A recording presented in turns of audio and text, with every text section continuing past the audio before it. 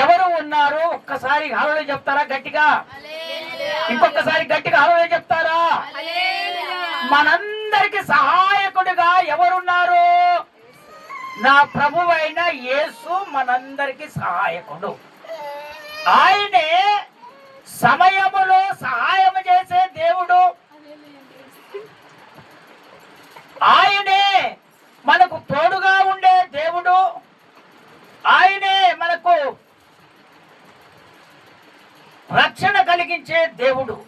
ఆ సహాయకుడు ఎక్కడ ఉన్నా మనందరినీ సహాయకులుగా దేవుడు ఖచ్చితంగా చేస్తాడు.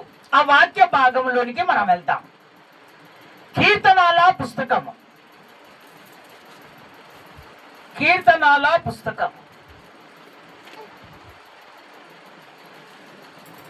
46వ కీర్తన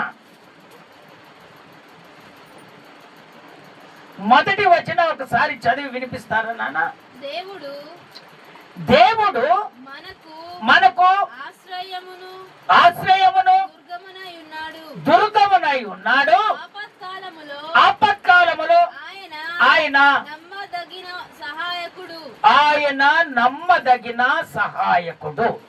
మొట్టమొదట ఆపత్కాలములో దేవుడు నమ్మకంగా ఉంటే సహాయం చేస్తాడు.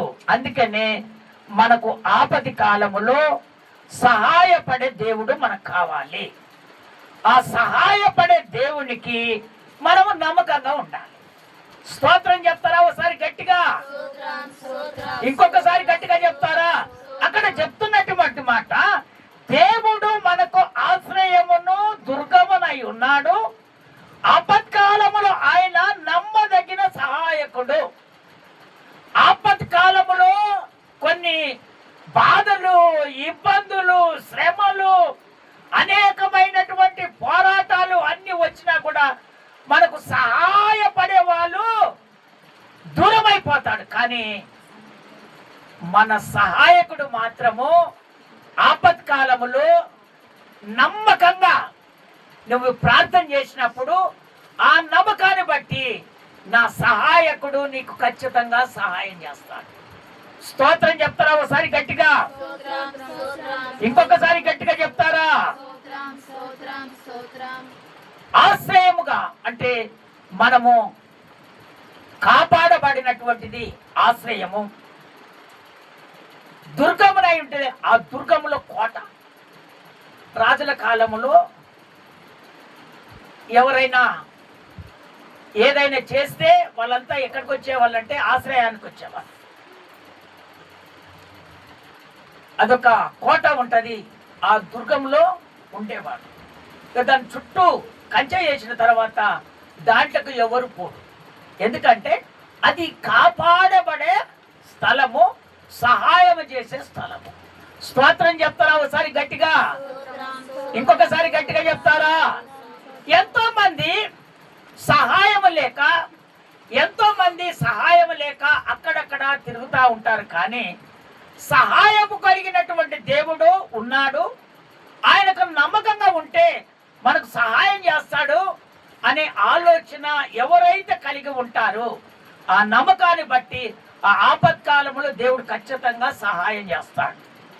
స్తోత్రం చెప్తారా? ఒకసారి గట్టిగా, ఇంకొకసారి గట్టిగా చెప్తారా? అందుకనే ఆ మాటలోనికి వచ్చేస్తే అదే కీర్తనాల పుస్తకము 121వ కీర్తనలో మొదటి వచనం దేవుడు చక్కగా మాట్లాడుతున్నాడు. ఆ మాట ఇందాం. 121. కొండల తట్టు నా కన్నులెత్తుచున్నాను, నాకు సహాయము ఒక భక్తుడు ప్రార్థన చేస్తున్నాడు. ఆయన ఇసుకి పోయాడు, తిరిగాడు, అన్ని చేశాడు, కానీ ఎక్కడ ఆయనకు సహాయం దొరకట్లేదు. ఆయన చేయని ప్రయత్నాలు లేవు. అన్ని ప్రయత్నాలు చేశాడు.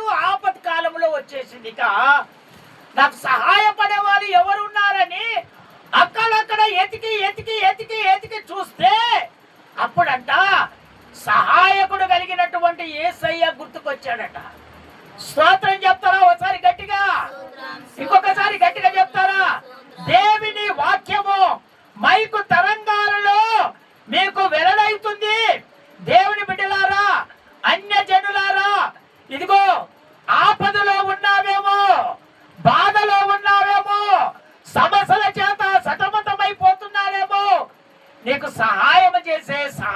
ఇక్కడ ఉన్నాడు. మీరు ఎప్పుడైతే ఆ సహాయకుని దగ్గరికి మీరు వస్తారో నా దేవుడు ఖచ్చితంగా మీకు సహాయం చేస్తాడు. అది అనారోగ్యమైనా సరే, ఆర్థిక ఇబ్బందులైనా సరే, సమస్యలైనా సరే, ఆ పంట పొలాలైనా సరే, ఇదిగో ఏ ఆపద కాలంలో ఏ ఆపదలోనే ఉన్నావో ఆ ఆపదలో నుంచి విడిపించి సహాయం చేసే సహాయకుడు, నీకు రక్షించగలిగినటువంటి సహాయకుడు ఆయనే నా ప్రభువైన యేసు. ఆయన దగ్గరికి వస్తే ఎన్ని ఆపదలు నీకు చెలరేగినా, ఎన్ని బాధలు నీకు చెలరేగినా, ఆ సహాయకుడు దగ్గరికి వస్తే ఆ ఆపదలలో నుండి నా దేవుడు నీకు జయాన్ని కలగజేస్తాడు. స్తోత్రం చెప్తారా ఒకసారి గట్టిగా, ఇంకొకసారి గట్టిగా చెప్తారా? అందుకనే ఆయన కొండల తట్టు నా కనులెత్తుచున్నాను, నాకు సహాయము ఎక్కడి నుండి వచ్చునని ఆయన కొండల తట్టు ఆ సహాయాన్ని కోరుతుంటే ఆ 2వ వచనములు అంటాడు. చదువండి నాన్న, 2వ వచనం చదువు. ఇగో యెహోవా వలనే నాకు సహాయము కలుగును. ఆయనే భూమిని ఆకాశాన్ని సృష్టించినటువంటి వాడు. అప్పుడు జ్ఞాపకం వచ్చింది, ఒరే ఒరే ఒరే నేను అందరి దగ్గరికి అక్కడిక్కడ పోయాను, నా ఆపదలు వస్తే ఇవన్నీ కాదు, అక్కడిక్కడ తిరగటము ఇవన్నీ కాదు. అసలు నిజమైన దేవుడు, నమ్మకమైనటువంటి దేవుడు ఎక్కడ ఉన్నాడని ఆయన కనులెత్తి కొండల తట్టు చూసి కనులెత్తి ఆయన ప్రార్థన చేస్తున్నప్పుడు ఆ ప్రార్థనలో ఆయన కనిపించింది ఏంటంటే, ఈ భూమిని ఆకాశాన్ని సర్వాన్ని సృష్టించినటువంటి దేవుడు, ఈ దేవునికి మనం నమ్మకం ఉంటే ఈయన సహాయపడతాడని అక్కడ కన్నీరు గార్చి ప్రార్థన చేస్తా ఉన్నాడు. ఆ ప్రార్థన ద్వారా ఆయనకు దేవుడు జవాబు అనుగ్రహించాడు. స్తోత్రం చెప్తారా ఒకసారి గట్టిగా, ఇంకొకసారి గట్టిగా చెప్తారా? అందుకనే దేవుని బిడ్డలారా, ఎన్ని ఆపదలు వచ్చినా, ప్రతి సమస్యలో ఆపదలు వస్తాయి. ఒక్కొక్కసారి అనేకమైన పోరాటాల ద్వారా సమస్యలు వస్తాయి. ఈ సమస్యల నుంచి విడిపించాలంటే యేసయ్యకు నమ్మకంగా ఉండి నువ్వు ప్రార్థన చేస్తే ఆ సహాయకుడు నీ ఎదుట ఉండి నీకు ఖచ్చితంగా ఆ నమ్మకాన్ని బట్టి నీకు ఖచ్చితంగా దేవుడు సహాయం చేస్తాడు. పంటలు పండట్లేదన్నా, కూలి పనులు దొరకట్లేదన్నా, ఉద్యోగం దొరకట్లేదన్నా, ఆ అనారోగ్యాల చేత బాధపడుతున్నావన్నా, నీకు ఏ ఆపదలో ఉన్నాయి, ఇక నా పని అయిపోయిందని ఆ సిచ్యువేషన్లో ఉన్నావా, రా నా యేసయ్య దగ్గరికి రా. ఖచ్చితంగా సహాయకుడు కలిగినటువంటి దేవుడు నీకు ఖచ్చితంగా సహాయం చేస్తాడు. స్తోత్రం చెప్తారా ఒకసారి గట్టిగా, ఇంకొకసారి గట్టిగా చెప్తారా? అందుకనే దేవుని బిడ్డలారా, ఎప్పుడైతే మనము కొండల తట్టు కనులెత్తి ఆయన కొరకు మనము మొరపెడతామో ఖచ్చితంగా నా దేవుడు మనకు సహాయం చేస్తాడు. ఏ సహాయం కావాలని నువ్వు ఆశపడుతున్నావో ఆ సహాయాన్ని నీకు ఇచ్చి దేవుడు నిన్ను పంపిస్తున్నాడు. స్తోత్రం చెప్తారా ఒకసారి గట్టిగా, ఇంకొకసారి గట్టిగా చెప్తారా? చూడండి, ఒక భక్తుడు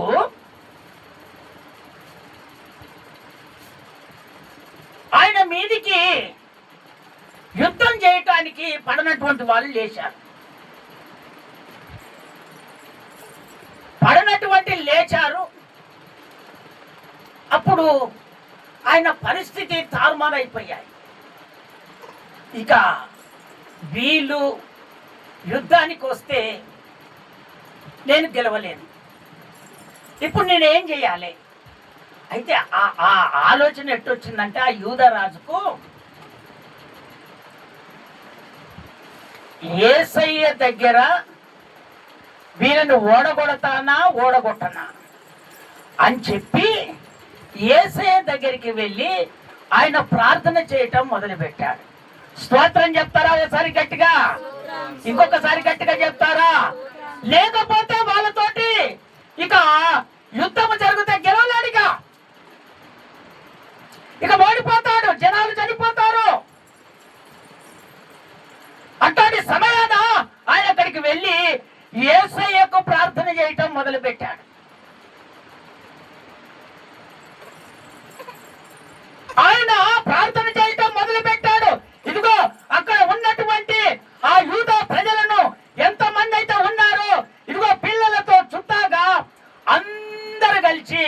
ఉపవాసం ఉండి దేవునికి ప్రార్థన చేయటం మొదలు పెట్టారు.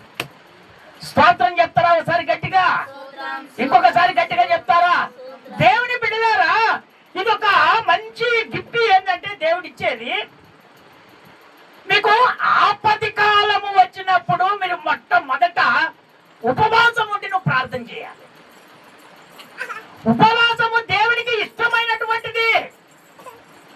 ఆ ఉపవాసము ద్వారానే దేవుడు కార్యం చేయటం మొదలు పెడతాడు.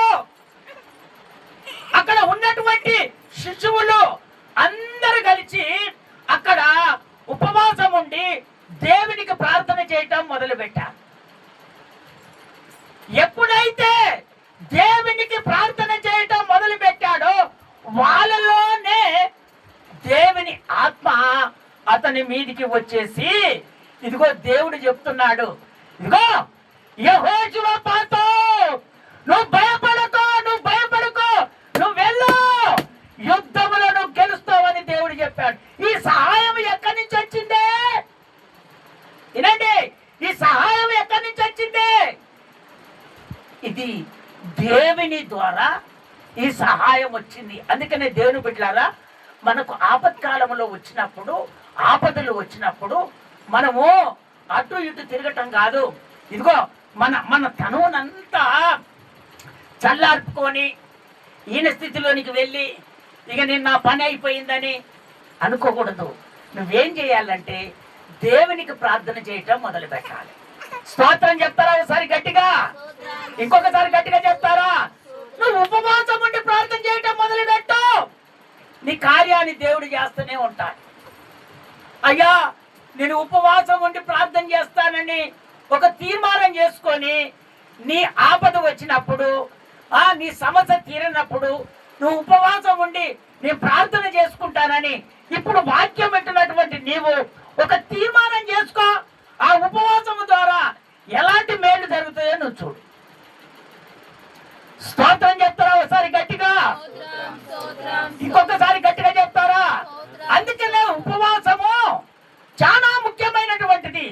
ఆ ఉపవాసం ఉండి అక్కడ ఉన్నటువంటి యూద ప్రజలంతా ఎప్పుడైతే కన్నీరు గార్చి మొరపెట్టి దేవునికి ప్రార్థన చేశారో ఆ ప్రార్థన ద్వారా అక్కడ ఉన్నటువంటి వారిలోనే దేవుని ఆత్మ బయలుదేరి, ఆత్మ నింపబడి ఆ అందరిలోనే ఆయన ప్రవచించటం మొదలు పెట్టాడు. స్తోత్రం చెప్తారా ఒకసారి గట్టిగా? ఇంకొకసారి గట్టిగా చెప్తారా? అందుకనే దేవుని బిడ్డలారా, సంఘములో లేవాలి, ప్రవచనం లేవాలి, ప్రయాసపడాలి, సంఘములో ఆత్మీయతగా ఎదగాలి, భయభక్తులు కలిగి జీవించాలి, ఆత్మీయతగా పునాదులు గట్టిగా కట్టుకోవాలి. ఎప్పుడైతే ప్రార్థనలో నువ్వు గట్టి పునాది నువ్వు వేసుకుంటావో నీ ఇల్లు రక్షించబడుతుంది, నీ పట్టణము రక్షించబడుతుంది, నీ దేశము రక్షించబడుతుంది, నీ బంధువు జనులు కూడా రక్షించబడతారు నీ ఒక్కదాని ద్వారా. అందుకనే అలా ప్రార్థన జీవితము మనలో రావాలి. ఆ విధంగా వచ్చినప్పుడే మనము విజయాన్ని ఖచ్చితంగా పొందుకుంటాం. స్తోత్రం చెప్తారా ఒకసారి గట్టిగా? ఇంకొకసారి గట్టిగా చెప్తారా? అక్కడ సిచ్యువేషన్ అయిపోయింది, ఇక గెలిచే ప్రపోజల్ లేదు. ఆయన వెంటనే ఎక్కడికి వెళ్ళాడంటే ఒక రాజు అయి ఉండి దేవుని దగ్గరికి వెళ్ళి ప్రార్థన చేస్తున్నాడు. వెంటనే ప్రజలందరూ కూడుకొని ఉపవాసం ఉండి ప్రార్థన చేయటం మొదలు పెట్టారు. ఆ ప్రార్థన చేసినప్పుడు అల్ల ఉన్నటువంటి సంఘములోనే దేవుని ఆత్మ అతని మీదికి దిగింది. అతని మీదికి దిగగానే లేచి గంతులు వేసుకుంటా ప్రవచనం చెప్పడం మొదలు పెట్టి, మేము ఎలా యుద్ధానికే, ఆ మాట మీకు వినిపిస్తాను. 2వ దినవృత్తాంతాల పుస్తకము 20వ అధ్యాయము 15వ వచనం. 20వ అధ్యాయము 15వ వచనం. 2వ దినవృత్తాంతాల పుస్తకం. ఆ యూదావారులారా, యెరూషలేము కాపురస్తులారా, యెహోషాపాతు రాజా, మీరందరూ ఆలకించుడి. యెహోవా సెలవిచ్చినది ఏమనగా, ఈ గొప్ప సైన్యమునకు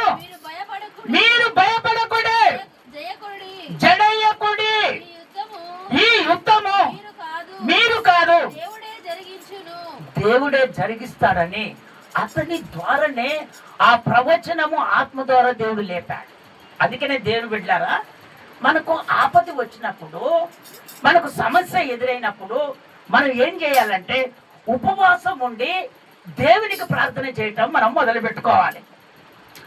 ఎప్పుడైతే ఉపవాసం ఉండి దేవునికి ప్రార్థన చేయటం మొదలు పెడతామో ఆ సిచ్యువేషన్లో, ఆ ఆపదలోనే నా దేవుడు ఏం చేస్తాడో తెలుసా? ఆయన జయాన్ని కలగజేస్తాడు. స్తోత్రం చెప్తారా ఒకసారి గట్టిగా? ఇంకొకసారి గట్టిగా చెప్తా. యెహోషాపాతు, ఓ సంగమా, మీరు ఎందుకు భయపడుతున్నారు? భయపడని అవసరం లేదు. ఆ యుద్ధము దేవుడే చేస్తున్నట్టు దేవుడే ప్రవచన రూపకంగా మాట్లాడుతున్నాడు అక్కడ. అప్పుడు వాళ్ళంతా ఇక యుద్ధ సన్నద్ధులై సిద్ధమైపోయారు. స్తోత్రం చెప్తారా ఒకసారి గట్టిగా? ఇంకొకసారి గట్టిగా చెప్తారా? ఆ మాట చదువుతారా? ఒక మాట ఆ 16 వచనం నుంచి 17 వచనం వరకు ఒక చదివి వినిపిస్తారా? 2-3 మాటలు నేను క్లుప్తంగా చెప్తాను. రేపు మీరు వారి మీదికి పోవుడి, వారు జీజు అను ఎక్కుడు మార్గమున వచ్చెదరు. మీరు ఎరువేలు అరణ్యమందునున్న వాగు కొన దగ్గర వారిని కనుగొంటారు. ఈ యుద్ధములో మీరు మాట్లాడవలసిన నిమిత్తము లేదు. యూదులారా, యెరూషలేము వారులారా, మీరు యుద్ధ భక్తులను తీర్చి నిలబడుడి. మీతో కూడా నుండా యెహోవా దయచేయ రక్షణ మీరు చూచెదరు. భయపడకుడి, జడియకుడి, రేపు వారి మీదికి పోవుడి, యెహోవా మీతో ఉంటాడు. ఎందుకు ఆపదలో బాధపడుతున్నారు? సహాయం లేదని మీరు కోరుకుంటున్నారా? ఇదిగో నా దేవుడు మిమ్మల్ని కోరుకునేది ఒకటే. ఒకవేళ ఆపద కలిగింది, ఈ ఆపదలో ఎవరు సహాయం చేస్తలేరని మీరు అనుకుంటున్నారేమో దేవుని బిడ్డలారా, నా దేవుడు ఒక్కటే చెప్తున్నాడు, నీకు ఆ సమయం వచ్చినప్పుడు నమ్మకంగా ఉపవాసం ఉండి నువ్వు ప్రార్థించు. అక్కడ అందరూ కుటుంబాలన్నీ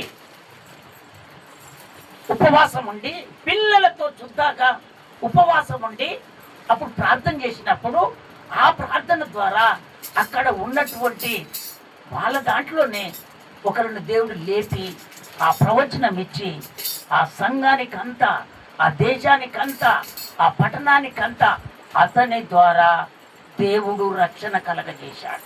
స్తోత్రం చెప్తారా ఒకసారి గట్టిగా? ఇంకొకసారి గట్టిగా చెప్తారా?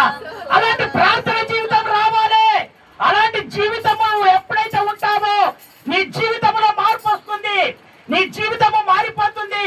నువ్వు అనుకున్నట్టుగా ఏ ఒక్కరి దగ్గర నువ్వు సహాయానికి వెళ్ళవు. అప్పుడు నా దేవుడే నాకు సహాయకుడు, ఆయనే నాకు సహాయం చేస్తాడని ఆయనతో నువ్వు జీవిస్తావు. స్తోత్రం చెప్తారా ఒకసారి గట్టిగా? ఇంకొకసారి గట్టిగా చెప్తారా? ఆయన ఒక రాజు, ఇంతమంది సైన్యం ఉంది, నేను యుద్ధానికి వెళ్తానని వెళ్ళలే. కానీ వాళ్ళని చూసి యుద్ధానికి వస్తున్నారని భయపడ్డాడు. కానీ ఒకవేళ నా దేవుడు నాకు సహాయం చేస్తాడని అక్కడికి వెళ్ళాడు, ప్రార్థన చేశాడు. సంఘమంతా కూడుకుంది, ప్రార్థన చేశారు. ఉపవాసం ఉండి పిల్లలతో చుద్దాగా అందరూ ప్రార్థన చేసినప్పుడు ఆ ప్రార్థన దేవుడు విని అక్కడనే ఒక యవనస్తుని దేవుడు లేపి ప్రవచన రూపకంగా ఆ మాటలు చెప్పినప్పుడు వెంటనే యుద్ధ సన్నద్ధులై వెళ్ళాడు. వాళ్ళు చూస్తుండగానే అక్కడ దేవుడే వాళ్ళ